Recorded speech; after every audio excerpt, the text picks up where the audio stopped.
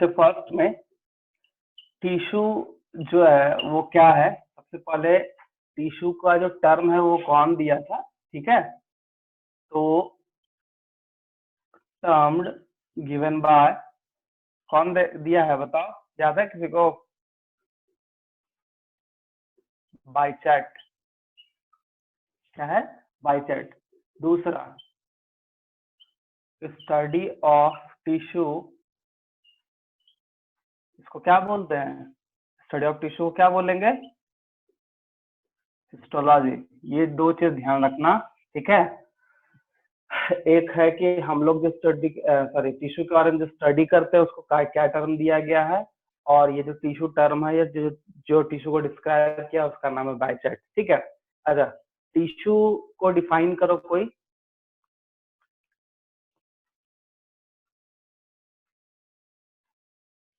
करो डिफाइन, कोई टिश्यू को डिफाइन करो कोई।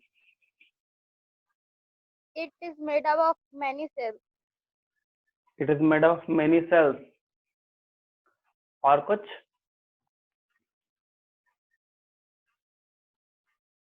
और कोई कुछ नहीं बोलेगा जी?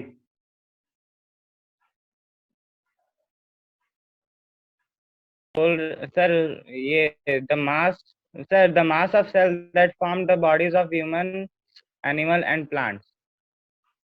हाँ, और कुछ? द मास ऑफ सेल बोल रहे हो या फिर मेनी सेल्स, एक ही चीज है। कुछ ऐसा डेफिनेशन पता है जो कि एग्जैक्टली डिफाइन कर सके कि मास ऑफ सेल क्या? मास ऑफ सेल, ठीक है, बहुत तरह का सेल है ना। या नॉर्मल हम लोग क्या बोलते हैं? Group of cell. जो तुम लोग बोल रहे हो group of cell is a called tissue, वो ठीक है, मतलब सही है, डेफिनेशन को गलत भी नहीं बोल सकते, बट एग्जैक्टली वो सही भी नहीं है, उसमें डिफाइन ही नहीं हो रहा सही से। बहुत तरह का सेल है ना बॉडी में, ठीक है। तो ध्यान रखो, जो हम बता रहे हैं उसको सिमिलर सेल। हाँ, एक आया वर्ड जो सही है, देखो sir group of cell performing a specialized function. वही एक चीज हो गया, group of cell performing specialized function, ठीक है। वो चीज Sir, a group of cells similar in structure that work together to perform a particular function. हाँ, ये हद तक सही है, फिर भी एक चीज छूट रहा है। ये सही है, और जो बोले पर्टिकुलर फंक्शन सही होता है। सिमिलर जो सेल हो, सिमिलर का ग्रुप ऑफ सेल जो है वो भी है, इस डेफिनेशन में आता है। बट और कुछ इसके अलावा? देखो हम तुमको समझाते, समझना क्या होता है। देखो जैसे तुम लोग हद तक सही बोले हो, बट कुछ चीज है जो मिस कर गया, वो हम ऐड कर देते हैं। बाकी का तुम लोग का डेफिनेशन जो समझ रहे हो वो सही है, कि सबसे पहले बोले mass of cell, group of cell, ठीक है। फिर आया आंसर कि कोई सिमिलर टाइप का जो सेल है, जो वो ग्रुप में, आई मीन जो similar type of group of cell is called tissue, ये भी सही है। उसके बाद फिर आया कि जो सिमिलर टाइप ऑफ सेल जो होता है वो जब ग्रुप में आता है वो टिश्यू बनता है, और वो कोई पर्टिकुलर फंक्शन को मेंटेन करता है, ठीक है, ये भी सही है। बट ये ध्यान रखना है कि सिमिलर ग्रुप है, ठीक है, बट उसका ओरिजिन भी सेम होना चाहिए, ठीक है। जैसे एग्जांपल के तौर पे, जैसे मान लो ये हमारा ग्रुप ऑफ सेल है, ठीक है, सिमिलर टाइप का है। सिमिलर टाइप का होना बहुत इंपॉर्टेंट है। सिमिलर टाइप का सेल, सिमिलर टाइप मतलब उसका स्ट्रक्चर सेम होना चाहिए, similar type of structure of cell, ठीक है, उसका ये। दूसरा क्या है कि हम बोले ओरिजिन भी सेम। सपोज दैट हम लोग के बॉडी में बहुत ऐसा पार्ट है जो सेल बनाता है, बहुत ऐसा पार्ट है। तो मान लो मेरे पास 1 2 3 4 पार्ट का सेल है, ठीक है। कोई इस टाइप का सेल बनाता है, कोई इस टाइप का सेल बनाता है, कोई इस तरह का सेल बना दिया, आई मीन कोई क्यूब लाइक बना दिया, कोई मतलब पिलर लाइक बना दिया, ठीक है, कोई सर्कुलर है, ठीक है। तो बहुत टाइप, मतलब बहुत सारा ओरिजिन है। जब कोई एक ओरिजिन से निकला हुआ similar type of group of cell is a called tissue, और यही टिश्यू कोई एक पर्टिकुलर फंक्शन को मेंटेन करता है। मतलब समझना कि जो सेल का साइज या फिर स्ट्रक्चर वो सिमिलर होना चाहिए, उस सेल का ओरिजिन भी सेम प्लेस से होना चाहिए, एक ही प्लेस से सब। जैसे मान लो एक ये वाला, मान लो मेरे पास 3 प्लेस है, इसी से सारा निकला है। अब ऐसा नहीं इससे एक निकला है फिर इससे भी कोई मिल गया, इससे भी कोई मिल गया, ऐसा टिश्यू कभी नहीं बनता है। ठीक है, कभी भी बनेगा तो सिमिलर स्ट्रक्चर या सिमिलर टाइप ऑफ सेल वो जब ग्रुप्ड होगा, साथ साथ में वो सेल का ओरिजिन भी एक सिमिलर होना चाहिए, एक सेम होना चाहिए, और फिर वो कोई पर्टिकुलर फंक्शन मेंटेन करेगा या फिर कंट्रोल करेगा, तो हम उसको क्या बोलते हैं, टिश्यू बोलते हैं। ठीक है, बाकी बात टिश्यू जो है प्लांट एंड एनिमल सब में प्रेजेंट होता है। ठीक है, इसका हम फर्दर फिर आगे कैटेगराइजेशन करेंगे। समझ गए टिश्यू क्या बोलते हैं? इसीलिए एकदम एग्जैक्टली दिमाग में ये बैठा लो कि सिमिलर टाइप ऑफ या similar structure of group of cell जिसका ओरिजिन भी सेम होना चाहिए। अब जब ओरिजिन सेम हो जाएगा तो वो जो टिश्यू बनेगा कोई वो एक पर्टिकुलर फंक्शन को मेंटेन करेगा। जैसे मान लो ये बन गया, अब ये मान लो बॉडी में कोई एब्जॉर्प्शन प्रोसेस, अब इसी को ये मेंटेन कर रहा है, तभी ये टिश्यू कहलाएगा। ठीक है, तो इसी तरह से टिश्यू को डिफिनेशन समझते हैं। समझ गया? किसी को कोई दिक्कत? समझ गया ना? Yes sir. हेलो, हाँ, तुम लोग का आवाज बहुत ही धीरे आ रहा है, तुम लोग थोड़ा बोलो ठीक, स्पीकर माइक वगैरह जो ठीक करो। समझे? देखो ये है हमारा टिश्यू।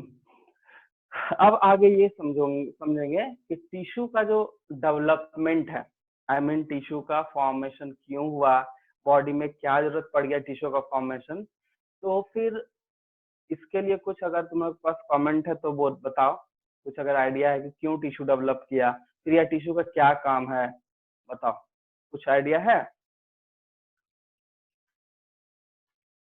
नहीं, देखो तुम लोग अगर एनसीईआरटी पढ़े होगे तो कहीं पे तुमको एक लेवल ऑफ डिवीजन वर्ड आया होगा, सेंटेंस बोलते हैं उसको, सेंटेंस आया लेवल ऑफ डिवीजन। तुम लोग पढ़े हो एनसीईआरटी के पहले? ये बताओ हाँ या ना। तुम लोग पास बुक्स नहीं है क्या? नो सर, नहीं है बुक। तो पीडीएफ डाउनलोड करो, नेट के जमाने में पीडीएफ डाउनलोड करके कम से कम रीड तो करो। बुक नहीं है कोई बात नहीं, ऐसा भी अब परेशान होने का जरूरत नहीं है। 17 तक थोड़ा सा परेशानी, उसका बहुत कुछ खुल जाएगा। ठीक है, फिर भी थोड़ा सा तो तुम लोग अभी देखो, हम तुमको एक चीज बार बार बोलते हैं कि जब भी कभी भी कोई भी चैप्टर न्यू स्टार्ट होता है, टॉपिक न्यू स्टार्ट होता है ना, तो सबसे पहले तुम अपने टेक्स्ट बुक को पढ़ो। जो एनसीईआरटी तुम लोग फॉलो करोगे उसको कम से कम कहीं से भी पढ़ लो। बहुत ज्यादा तो है नहीं कि नहीं तुमको डेली पढ़ना है, वीक में एक दिन बायो का क्लास होता है, उसमें भी अगर तुम लोग नहीं पढ़ोगे तो नहीं समझ में आएगा। और फिर बाद में बायो का परसेप्शन पता है क्या बन जाता है कि हाँ ये रटने वाला सब्जेक्ट है। गलत बात है ये। तो कम से कम उसको एक बार रीड करके आओगे ना, तो कम से कम कुछ भी बताएंगे तो तुमको तुरंत आएगा दिमाग में, हाँ हम ये चैप्टर में ये चीज पढ़े थे। ठीक है, तो अभी जैसे घर पे हो, कहीं जाना आना है नहीं, तो कम से कम जिस दिन जिस सब्जेक्ट का क्लास होता है उस सब्जेक्ट का जो चीज होने वाला है उसके बारे में कम से कम रीड करके आओ। हम बार बार इसलिए बोलते हैं ना क्योंकि बायोलॉजी तुमको रटना ना पड़े, बाद में प्रेशर ना हो। ठीक है, ये एक ऐसा सब्जेक्ट है जो कंटिन्यूसली मेहनत करना पड़ा तभी इस सब्जेक्ट पे कमांड हो पाएगा, नहीं तो फिर ये सब्जेक्ट फिर वही बोले ना, परसेप्शन बन जाता है, बायो है तो रटना ही है। समझे? कम से कम अभी नहीं निकल रहे हो घर में आराम से, तो बहुत टाइम है, ऐसा नहीं टाइम नहीं है, वीक में एक दिन बोलते रहे एक दिन क्लास हो रहा है, किसी भी दिन अपना निकालो और उसको टाइम निकाल के पढ़ो। ठीक है, कम से कम उससे क्या होगा कि तुमको समझ में आते जाएगा कि हाँ ये सर पढ़ाए, आज नया चीज पढ़ा रहे हैं, तुम लोग फिर पढ़ोगे, फिर तुम्हारे हो सकता है कि अगर रिवीजन नहीं करोगे तो हो सकता है वो दिमाग से स्किप कर जाए। एनसीईआरटी पढ़े रहोगे तो समझाएंगे तो बहुत कुछ समझ में आएगा, हाँ ये सर पढ़ रहे थे। उसके बाद फिर जब रिवाइज करोगे तो उसी में ना तुम्हारा कंप्लीट होता जाएगा। नहीं तो फिर ऐसा क्या फायदा है क्लास करने का। ठीक है, क्लास करो, थोड़ा सीरियस होके करो कि हाँ ठीक है हमको क्लास करना है तो उसका कुछ हमको आउटपुट इनपुट जो भी है समझ में आना चाहिए। कुछ होगा ही नहीं, फायदा नहीं है फिर, क्योंकि 9th का जो सिलेबस बहुत लेंदी है, हर एक चैप्टर जो है वो लेंदी है। अभी तुमको आया कहाँ है, टिश्यू बहुत बड़ा है, उसके बाद फिर डाइवर्सिटी आएगा, तो सबको थोड़ा थोड़ा रीड करोगे तब ना कुछ समझ में, हाँ सर आज पढ़ाए थे ये समझ में। तो इस चीज को ध्यान में रखो, कुछ भी है, कोई भी सब्जेक्ट हो, जरूरी नहीं कि बायोलॉजी के बारे में बात करें, बट कोई भी सब्जेक्ट को जब भी क्लास हो, दिन भर में कभी भी आधा घंटा 1 घंटा रीड करो, टेक्स्ट कंटेंट पता चलेगा, तुमको समझ में आएगा हमको क्या पढ़ना है, कितना अपना बट नहीं है बहुत, ठीक है।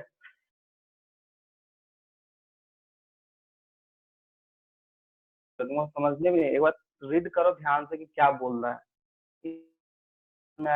समझ में आएगा। देखो उसमें ना बहुत कुछ है, जैसे level of division, level of division tissue कैसे करता है, उसमें समझ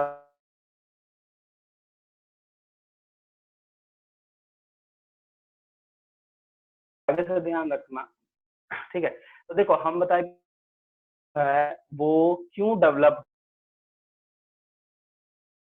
ना, हम लोग की बॉडी में बहुत सारा फंक्शंस एक साथ होता है, हम लोग हैं कॉम्प्लेक्स, हायर कॉम्प्लेक्स ऑर्गेनिज्म में हम लोग आते हैं, और हम लोग के बॉडी में कुछ भी चाहिए तो इंस्टेंट चाहिए होता है, ठीक है। कोई भी काम करना है कि ऑर्गन को, बॉडी के टिश्यू को तो इंस्टेंट करना होता है, तुरंत, नहीं तो फिर हम लोग का जो लाइफ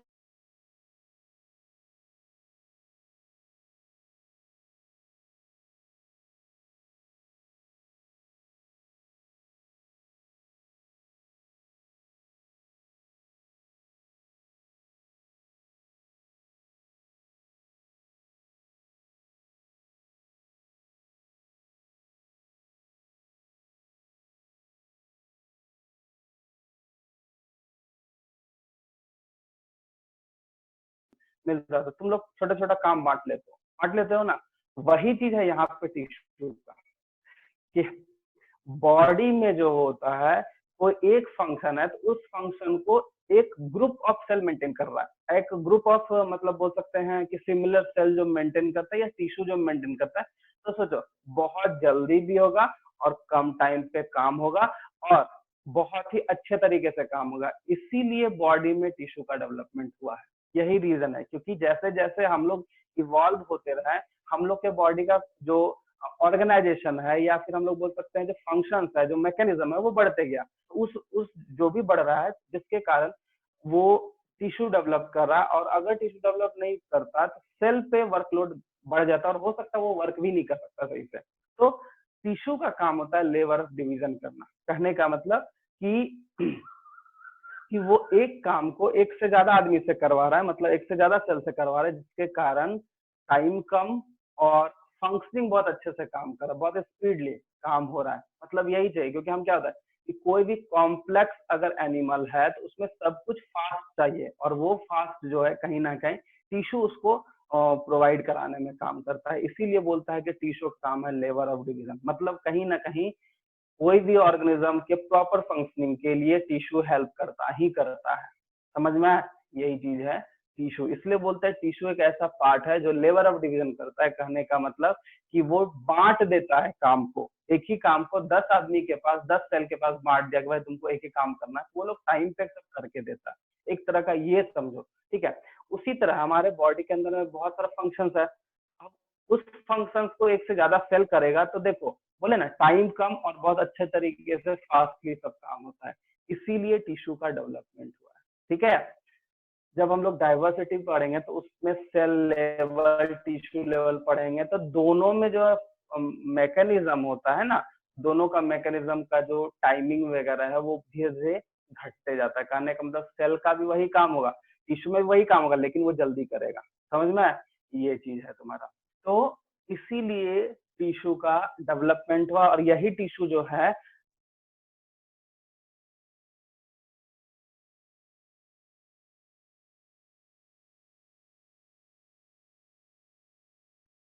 तो टिश्यू का ये काम होता है कि बॉडी का जो फंक्शन है उसको प्रॉपर वे में करना, कम टाइम लेके करना, और जो भी वर्कलोड होता है सेल का उसको घटा देता है, समझ में आया? किसी को कुछ दिक्कत है? समझ लेना क्यों टिश्यू डेवलप हुआ। Hello, Yes, Yes, sir. sir. अरे तुम लोग कुछ बोलो, तुम लोग एकदम चुप रहते हो, हमको कि हाँ ना कुछ बोलोगे तब ना आगे बढ़ेंगे। ठीक है, आप समझ में ना क्यों टिश्यू का डेवलपमेंट हुआ या फिर कैसे हुआ, तो ये चीज है, समझे। अब देखो टिश्यू के फंक्शन के हिसाब से, ठीक है, टिश्यू के फंक्शन के हिसाब से, आई मीन उसके पोजीशन के हिसाब से टिश्यू को दो पार्ट में बांटा, प्लांट एंड एनिमल। ठीक है, तो प्लांट का जो है वो अलग, मतलब हम लोग कैटेगराइज, उसमें और बहुत सारे टिश्यू है, और एनिमल में फिर अलग टिश्यू है। तो सबसे पहले कुछ डिफिनेशन वगैरह है उसका लिख लो, ठीक है, हम वो लिख देते हैं।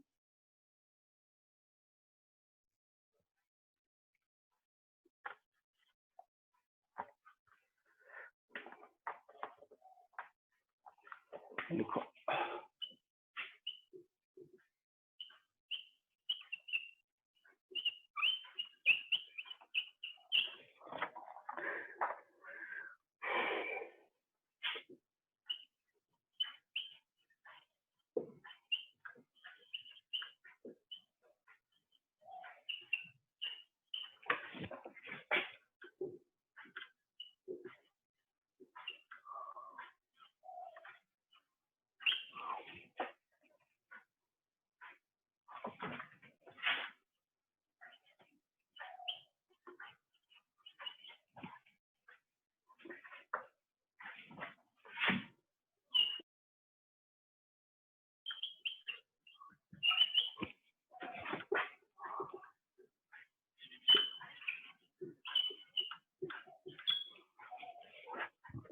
लिखो, it is a group of cells that are similar in structure which origin same and performing the same function।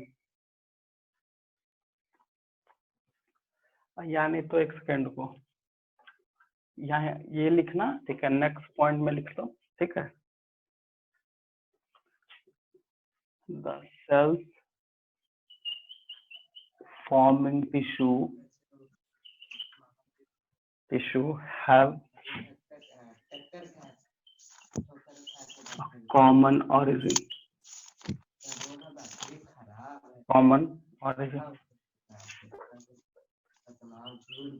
चलो लिखो इसको,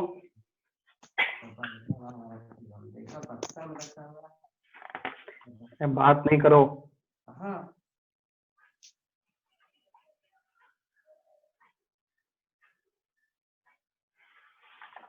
सर हाँ बोलो। सर बोल रहे जो लास्ट पॉइंट है सेल्फ फॉर्मिंग टिश्यू, उसके बाद क्या लिखे, हैव अ कॉमन ऑरिजिन। पूरा बोर्ड दिख रहा है ना कि दिक्कत हो रहा है? देख रहे। हाँ ठीक है, चलो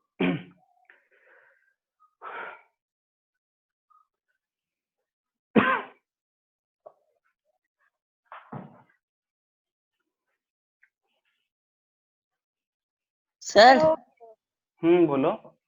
फर्स्ट पॉइंट क्या लिखे हैं, given term given by Bichat, BICHAT, Bichat होता है, बाइचैट स्टडी ऑफ टिश्यूज को हिस्टोलॉजी बोलते हैं, और इसका जो है तीसरा वाला, मतलब ये डिफिनेशन है।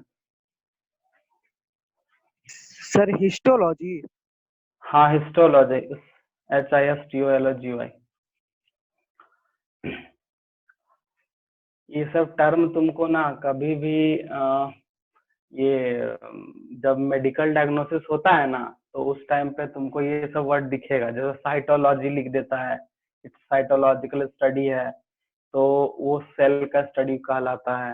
हिस्टोलॉजी स्टडी अबाउट टिश्यू, ठीक है, क्योंकि कभी भी मतलब वैसा कभी नौबत आया तो जैसे कैंसर वगैरह का जो पेशेंट होता है ना, उसके डायग्नोसिस में सबसे फर्स्ट वन लिखता है हिस्टोलॉजी। कैसे समझो क्या है, तो पर्टिकुलर पार्ट का टिश्यू को पहले स्टडी करेगा, तभी वो फिर आगे बताएगा कि ये पॉजिटिव है, नेगेटिव है, या जो है, ठीक है। साइटोलॉजी जैसे RBC सेल होता है, WBC सेल होता है, ठीक है, बहुत सारा डायग्नोसिस होता है, TLC DLC सुने होगा ये सब चीज, ठीक है। तो वो सब क्या है, वो सब एक तरह का साइटोलॉजिकल स्टडी है, जिसमें सेल का काउंटिंग, सेल का फंक्शन बताता है कि कौन बढ़ गया कौन घट गया। तो ये सब टर्म डायग्नोसिस में सब आएगा, ठीक है ना सर। व्हाइट ब्लड सेल का फंक्शन क्या होता है सर? व्हाइट ब्लड सेल का मेन फंक्शन है हमारे बॉडी को डिफेंड करता है किसी भी फॉरेन पार्टिकल से, किसी भी हार्मफुल सब्सटेंस से। वो तो इसमें भी है, हम लोग पढ़ेंगे ही, ठीक है। और आरबीसी मतलब वो का हम आरबीसी का काम होता है हम लोग के बॉडी में ऑक्सीजन, आई मीन सेल में ऑक्सीजन पहुंचाना, ठीक है। क्योंकि माइटोकॉन्ड्रिया का काम है एनर्जी, लेकिन एनर्जी कैसे जाएगा? तो ब्लड के थ्रू पहले ग्लूकोज पहुंचेगा, फिर ब्लड ही उसको पहुंचाएगा ऑक्सीजन। तो ब्लड में कौन? तो आरबीसी। आरबीसी का मेन काम होता है कि गैसियस एक्सचेंज में हेल्प करता है। कौन गैसियस? O2 एंड CO2, जो हम लोग सांस लेते हैं छोड़ते हैं वो, बस। ठीक है, ठीक है। नोट कर लिए? Yes sir. चलो ठीक है। Yes, sir. अब हम इसका जो है ना, तुमको टाइप लिख देते हैं, एक चार्ट बना देते हैं, फ्लो चार्ट। तुम इसको अच्छे से नोट कर लेना कि कहाँ कौन सा है। मेनली हम लोग दो पार्ट में पढ़ेंगे, बता ही थे। एक को बोलते हैं प्लांट टिश्यू और एक को हम लोग बोलेंगे एनिमल टिश्यू, ठीक है। देखो, प्लांट टिश्यू में फिर हम लोग का दो पार्ट हो जाएगा। बोर्ड दिख रहा है ना? सही से नहीं दिखेगा तो बताना। पहला हो जाता है मेरिस्टेमेटिक टिश्यू और दूसरा हो जाएगा permanent tissue. Permanent tissue, permanent का फिर जो है वो दो पार्ट हो जाता है। एक होता है सिंपल और एक होता है कॉम्प्लेक्स। एक होता है कॉम्प्लेक्स टिश्यू, ठीक है। अब सिंपल टिश्यू का फिर तीन टाइप है। तो एक है परेनकाइमा, उसके बाद होता है कोलेनकाइमा, उसके बाद है स्क्लेरेनकाइमा, ठीक है। स्क्लेरेनकाइमा। कॉम्प्लेक्स में फिर दो हो जाएगा, एक होता है जाइलम और एक होता है फ्लोएम। फ्लोएम, ठीक है। ये चीज है परमानेंट में। और फिर मेरिस्टेमेटिक में जो है वो फिर तीन होता है इसके पोजीशन एंड फंक्शन के हिसाब से। तो पहला है एपिकल, दूसरा है लैटरल और तीसरा हो जाता है इंटर कैलरी। तीन टाइप का टिश्यू है।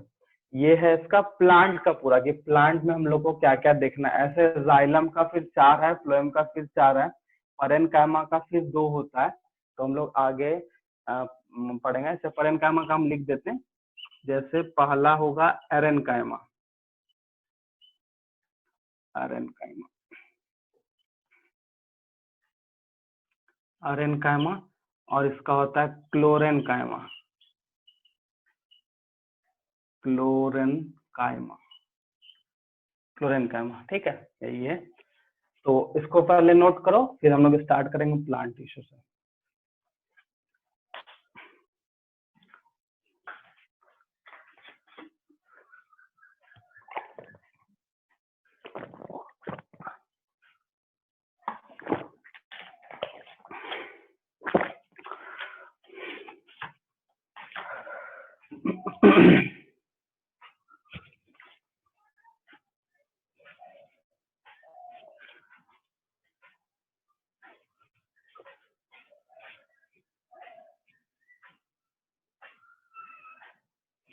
स्पेलिंग पूछ सकते हो, देखो यहाँ क्लोरेन, कोलेन है, कोलेन CHOLEN CHYMN, स्क्लेरन SCHLEREN स्क्लेरेनकाइमा। सी और ई में डिफरेंस पता नहीं चल पा रहा होगा। सर हम्म, मेरिस्टेमेटिक टिश्यू के नीचे जो थर्ड है क्या है? Inter calorie, apical, lateral and inter calorie.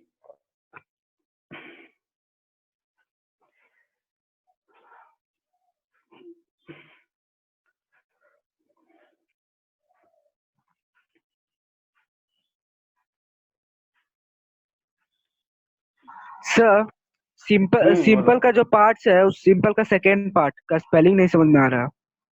ये वाला yes sir.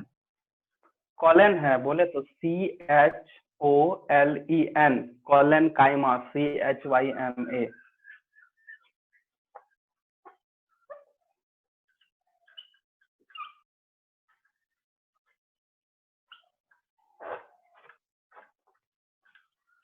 Excuse me, sir.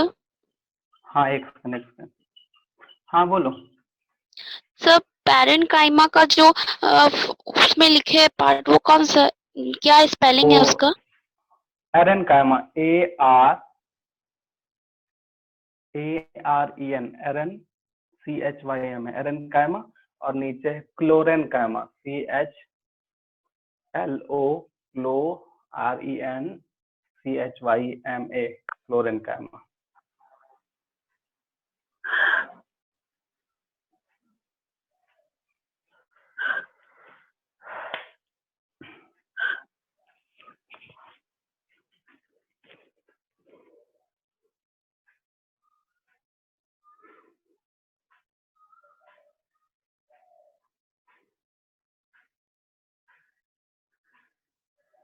हो गया सर। सबका हो गया? सर हो गया। 2 मिनट सर। सर हो गया। हाँ हाँ ठीक है ठीक है ठीक है।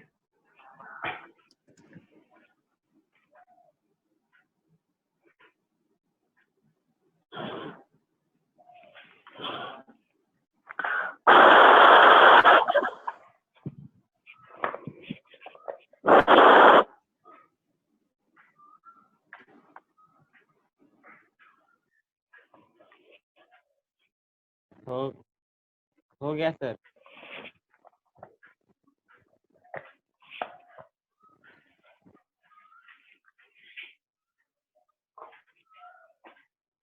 हो गया, मिटाएं?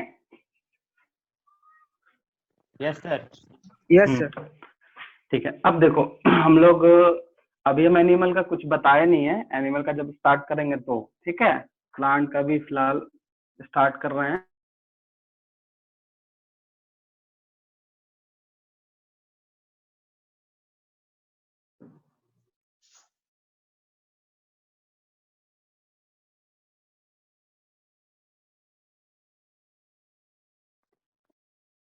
ठीक है, उसका जो कॉम्प्लेक्सिटी है वो सब कुछ अलग हुआ। ठीक है, तो हम लोग आज प्लांट के बारे में स्टार्ट करते हैं।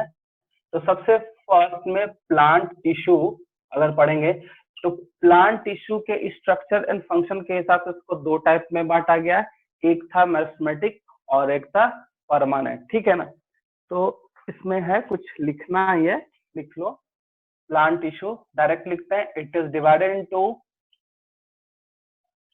डिवाइडेड इनटू टू पार्ट्स, या फिर टू कैटेगरी लिख सकते हो। ठीक है, टू पार्ट्स, कैटेगरी ही लिख दो, टू कैटेगरीज। ठीक है, सबसे फर्स्ट में जो है वो आ जाएगा मेरिस्टेमेटिक और दूसरा क्या आ जाएगा, परमानेंट टिश्यू। ठीक है, तो आज जो स्टार्ट कर रहे हैं हम लोग सबसे पहला कौन सा, मेरिस्टेमेटिक टिश्यू। मेरिस्टेमेटिक टिश्यू, ठीक है। तो सबसे पहले इस टिश्यू को जानने के लिए हम लोग इसका कैरेक्टरिस्टिक्स जानेंगे, क्योंकि अल्टीमेटली ये कहीं ना कहीं सेल सेल से, इसका फंक्शन से ही इसको हम लोग डिफाइन कर सकते हैं। तो सबसे पहले मेरिस्टेमेटिक टिश्यू का जो होता है, वो कहने का मतलब ये एक ऐसा टिश्यू है जिसमें जो सेल प्रेजेंट होगा वो ऑलवेज डिवाइड करेगा। सेल क्या होगा, डिवाइडिंग सेल में, क्योंकि ये जिस ग्रुप ऑफ सेल से बना है, मेरिस्टेमेटिक टिश्यू जिस ग्रुप ऑफ सेल से बना है उस सेल में ऑलवेज डिवाइडिंग कैपेसिटी प्रेजेंट होता है, मतलब ऑलवेज वो डिवाइड करते रहेगा। ठीक है, पहला। दूसरा क्या होता है कि जब ये, क्योंकि जब कोई भी ग्रुप ऑफ सेल बनता है, देखो ये स्ट्रक्चर बनने, सपोज मान लो ये ग्रुप ऑफ सेल हम बना रहे थे, तो देखो ये जो स्पेस दिख रहा है तुमको, ठीक है, ये स्पेस दिख रहा है 2 सेल 3 सेल के बीच में जो स्पेस बोलते हैं, इसको हम लोग बोलते हैं इंटरसेलुलर, क्या बोलते हैं, इंटरसेलुलर। तो ये यहाँ पे एब्सेंट रहेगा, मतलब किसी ना किसी चीज से जो भी उसमें स्पेस है वो नहीं प्रेजेंट होता। जैसे बोले ना ये सेल है, ये सेल है और ये सेल है, तो ये बीच वाला स्पेस है, इस बीच वाले स्पेस को हम लोग बोलते हैं इंटरसेलुलर। ये स्पेस प्रेजेंट इसमें नहीं होता है। दूसरा कुछ, ये जिस सेल से बना है उस सेल का जो सेल वॉल का कंपोजिशन वो सेलुलोजिक होता है। तो हम लोग लिख सकते हैं सेलुलोजिक सेल वॉल। मतलब मेरिस्टेमेटिक टिश्यू में, क्योंकि परमानेंट में फिर चेंज हो जाएगा, पैरेन्काइमा कोलेन्काइमा और स्फिन्काइमा में अलग है, बट मेरिस्टेमेटिक टिश्यू का जो सेल वॉल का कंपोजिशन है आई मीन वो सेलुलोजिक होगा, इसको ध्यान रखना। तो यही 3-4 स्ट्रक्चर है, ठीक है, और ये ऑलवेज डिवाइड करते रहता है, आई मीन मेरिस्टेमेटिक टिश्यू जो है वो ऑलवेज डिवाइड करते रहता है। इसीलिए इसी के प्रेजेंट होने के कारण प्लांट में एक प्रॉपर्टी है, प्लांट का प्रॉपर्टी ये होता है कि वो थ्रू आउट लाइफ जो है डिवाइड करते रहेगा, आई मीन सॉरी डिवाइड नहीं, ग्रोथ करते रहेगा। ठीक है, हम क्या बताएं कि मेरिस्टेमेटिक टिश्यू के कारण प्लांट को थ्रू आउट लाइफ बोलते हैं कि वो ग्रोथ करते रहता है प्लांट। कैसे समझो, सपोज दैट मान लिया जाए कि कोई बहुत दिन का प्लांट है, बट टहनी जो है वो डेड हो जाता है, उसको तोड़ते टूट जाता है, लेकिन बाद में देखते ना कि वहां ब्रांच हो गया। क्यों ब्रांच हो गया? Due to meristematic tissue. ठीक है, तो पहला जो इसका फैक्ट ये है कि हम लोग क्यों प्लांट को बोलते हैं कि ऑलवेज वो ग्रोथ करते रहेगा ड्यू टू मेरिस्टेमेटिक टिश्यू, क्योंकि मेरिस्टेमेटिक टिश्यू हमेशा उसका जो सेल होता है डिवाइड करते रहता है, और जहां पे डिवीजन होगा सेल का तो कहीं ना कहीं वो ग्रोथ ही होता है, एक तरह का ग्रोथ ही है, पहला चीज। दूसरा चीज ये है कि मेरिस्टेमेटिक टिश्यू हमेशा एपिकल पार्ट या ग्रोइंग पार्ट पे प्रेजेंट होता है, जहां जहां पे ग्रो करता है। ठीक है, सबसे पहले मेरिस्टेमेटिक टिश्यू का हम लोग लिखते हैं, उसके बाद से आगे इसका पढ़ेंगे टाइप। ठीक है, तो लिखोगे इसमें it is a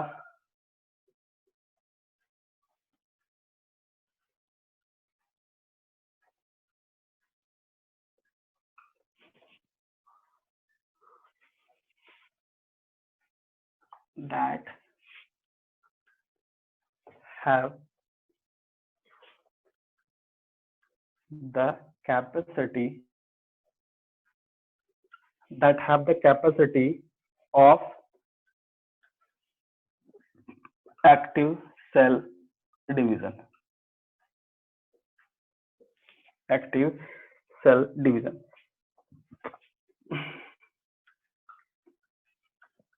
This tissue is found in growing parts of plant such as, कहाँ प्रेजेंट होगा? तो root tip and shoot tip, या फिर स्टेम टिप लिख सकते हो, स्टेम टिप, ये दो जगह प्रेजेंट होता है। ठीक है, अब इसका हम लोग लिखेंगे characteristics.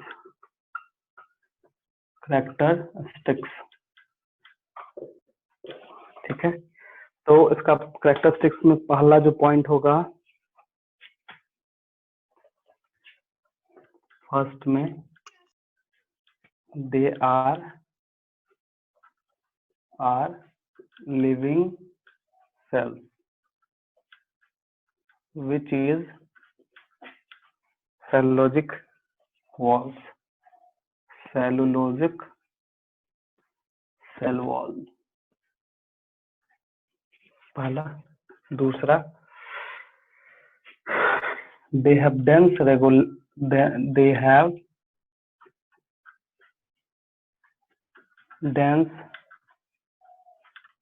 regular cytoplasm. They have dense, nucleus is large, and prominent. ठीक है। उसके बाद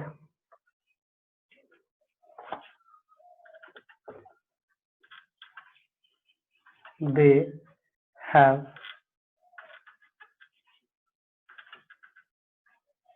compactly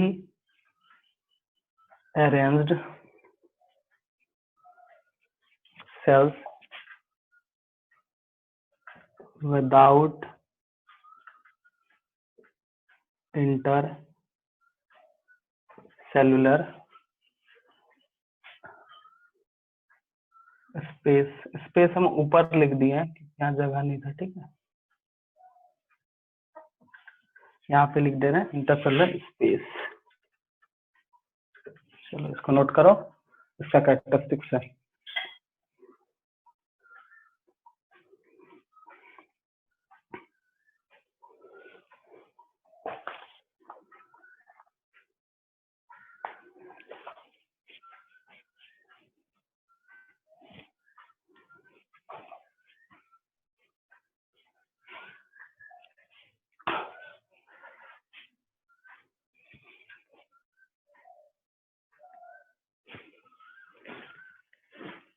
सर लास्ट लाइन का लास्ट वर्ड क्या है? ये स्पेस है, वो वहां पे नहीं आता। They have compactly arrange cells without intercellular space. Sir हाँ, सेकंड पॉइंट क्या लिखे हैं? इसका they have Yes, sir. Dense regular, हाँ डेंस रेगुलर साइटोप्लाज्म। कहने का मतलब कि उसमें बहुत ही ज्यादा डेंसली जो उसके सेल में जो फ्लूइड प्रेजेंट है, साइटोप्लाज्म क्या है पता है, बहुत ही ज्यादा प्रेजेंट है, डेंसली इसलिए बोलते हैं। डेंस का मतलब होता है जहाँ पे ज्यादा अमाउंट में प्रेजेंट है। और क्या डेंस रेगुलर। हो गया। लास्ट हाँ बोले। क्या लिखा हुआ? They have compactly arranged cells without intercellular spaces. हाँ बोलो।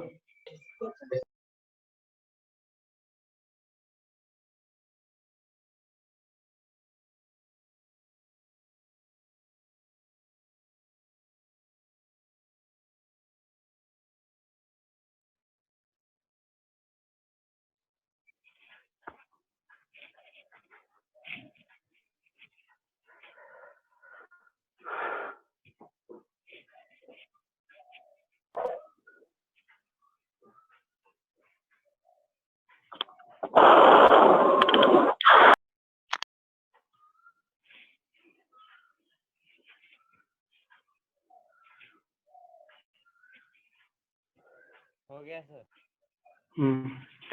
सबका हो गया, ठीक है। अब हम बता रहे हैं। सर हाँ बोलो बोलो। सर लास्ट पॉइंट मत मिटाइएगा। अच्छा ठीक है। लास्ट पॉइंट में they have compactly arranged cells, जल्दी थोड़ा हाथ चला जी। They have compactly arranged cells without intercellular space. लिख लिए? They have Yes, sir. Compactly arranged cells without intercellular space. अब हम लोग आगे जो है वो हम लोग पढ़ेंगे types of meristematic tissue. Types of meristematic tissue, ठीक है। तो इसमें लिखोगे on the basis of their position and on the basis of their position and their function, it is of 3 types. पहला जो है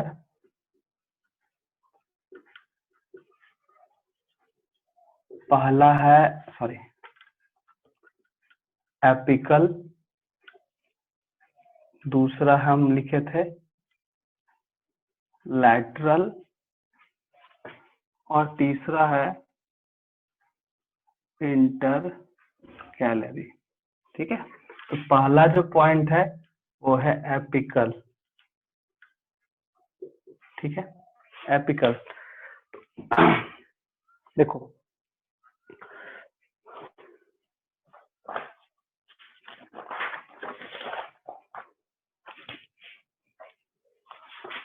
apical, it is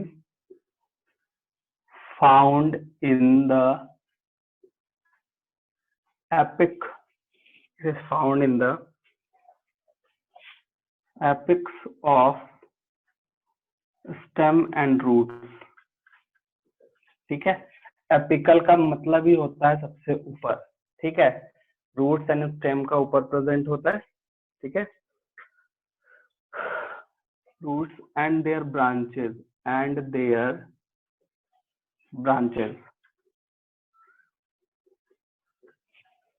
branches। ठीक है,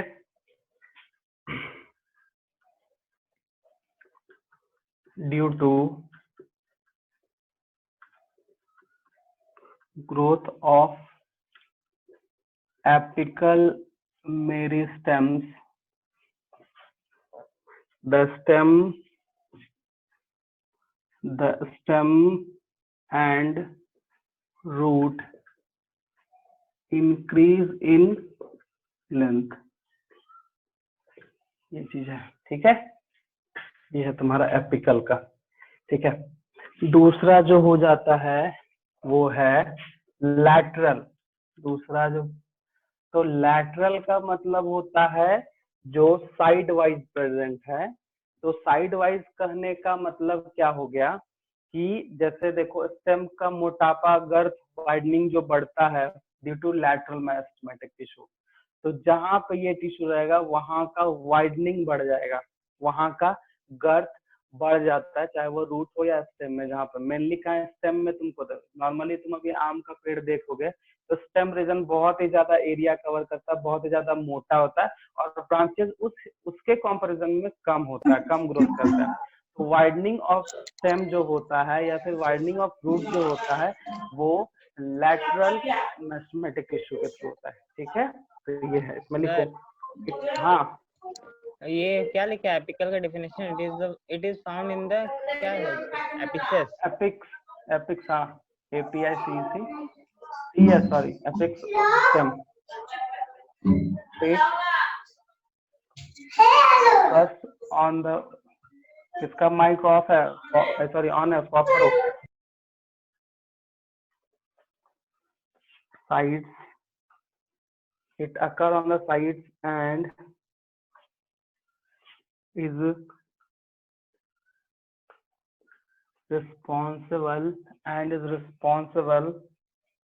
for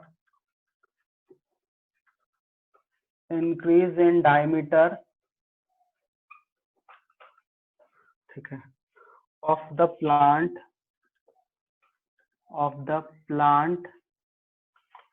and sorry, of the plant roots and stem, roots and stem। इसको गर्थ भी लिख सकते हो, गर्थ। ठीक है, लिखो। These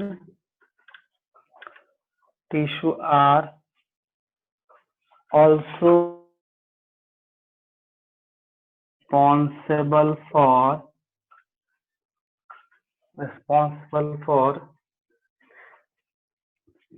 growth in thickness,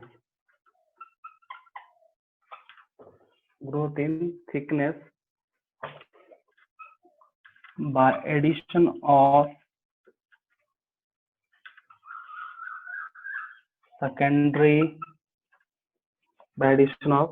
secondary tissue,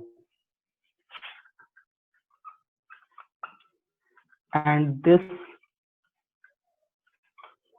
phenomena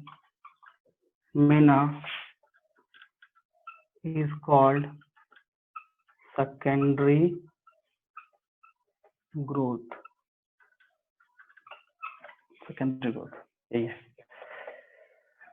ये लैटरल का है, उसका बाद एक लास्ट है इंटर कैलोरी, वो हम लिखेंगे, इसको नोट करो।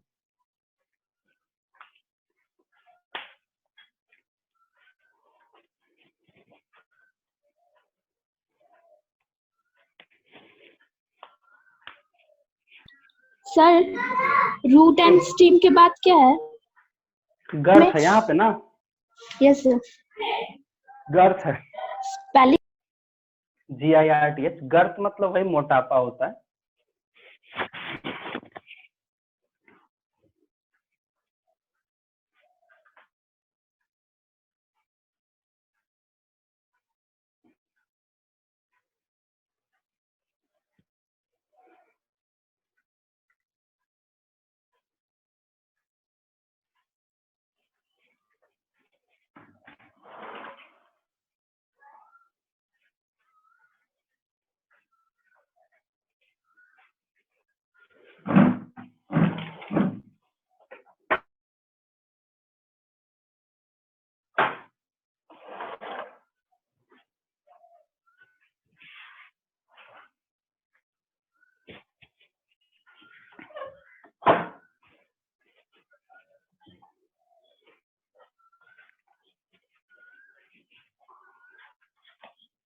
सर हो गया। सर रुकिए सर। हाँ ठीक है ठीक है, अभी नहीं मिटा रहा, हम यही है नहीं मिटा रहा है। सर वो क्या लिखे है रूट एंड स्टेम के बाद? गर्थ है जी, GIRTH, गर्थ।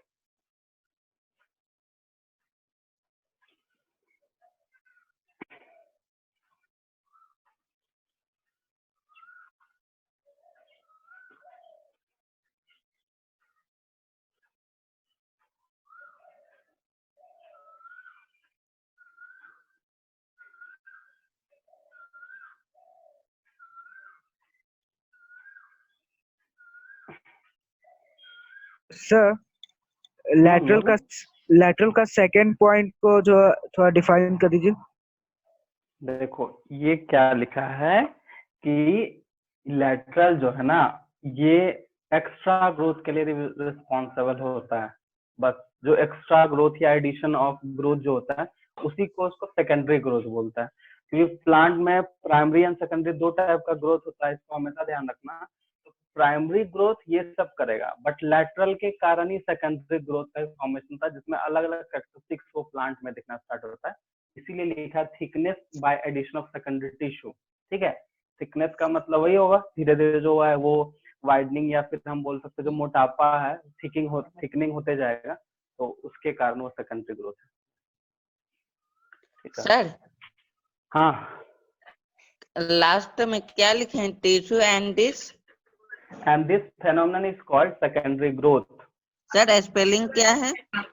किसका? वही फेनोमेनन है, फेनो- फेनोमेना FEHENOMENA,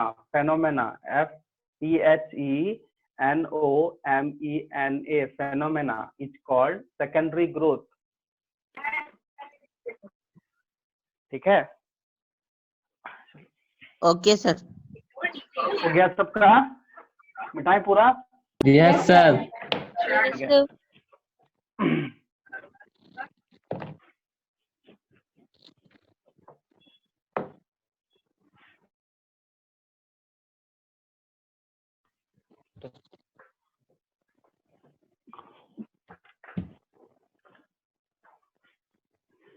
देखो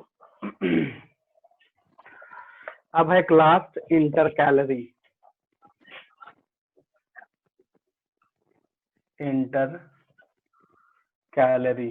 ठीक है, तो सबसे पहले इंटर कैलोरी कहाँ प्रेजेंट होता है?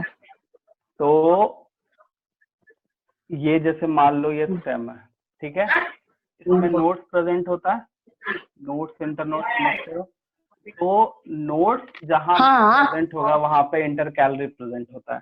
ठीक है, अब नोट्स जहाँ प्रेजेंट होगा वहां पे इंटर कैलोरी का क्या काम है? तो ब्रांचिंग, जो ब्रांचिंग प्लांट में होता है, ये जो ब्रांचिंग है ये जो हो रहा है, वो इसी के थ्रू होता है, आई मीन इंटर कैलोरी के ही थ्रू ग्रोथ होता है, चाहे वो ब्रांचिंग का, स्टेम का ब्रांचिंग हो या लीफ का ब्रांचिंग हो। अब देखो जैसे मान लो ये है हमारा, ये सपोज दैट मान लो ये ब्रांच हुआ, यहाँ पे लीफ भी हो रहा है, तो लीफ के जो ओरिजिन पे है, ये इसको नोड्स बोलते हैं, वहां पे ये सब प्रेजेंट है, मतलब नोड्स एंड इंटर नोड्स पे ये प्रेजेंट होता है, जो कि ब्रांचिंग ऑफ स्टेम लिख सकते हो, लीफ लिख सकते हैं, फ्लावर्स, ये तीनों को ग्रोथ में हेल्प करता है, बस यही है इसमें। तो इसको हम लोग लिखते हैं, हम क्या बताएं, इंटर कैलोरी में it is found in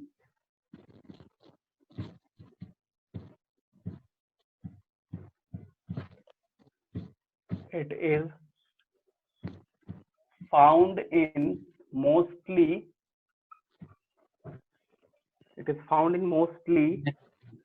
at the base of nodes and internodes, and leaves.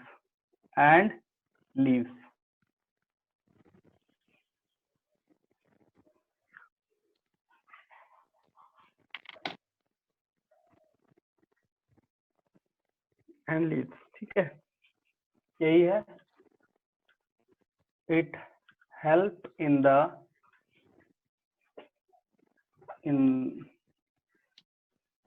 Growth of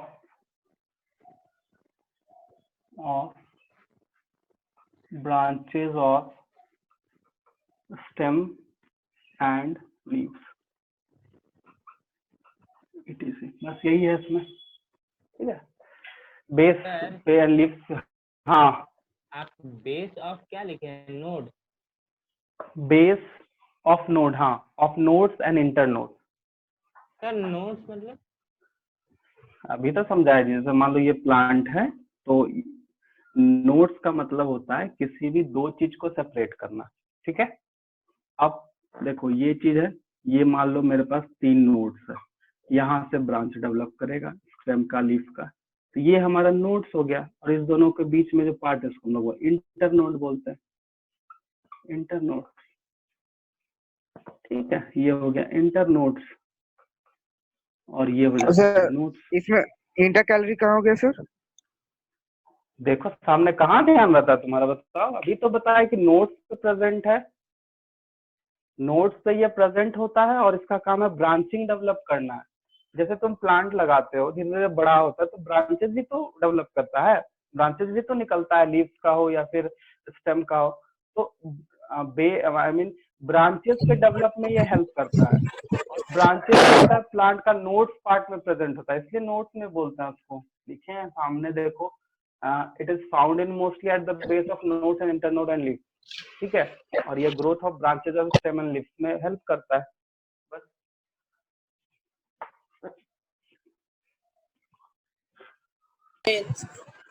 हो गया? हाँ, आज यहीं तक रहने दो,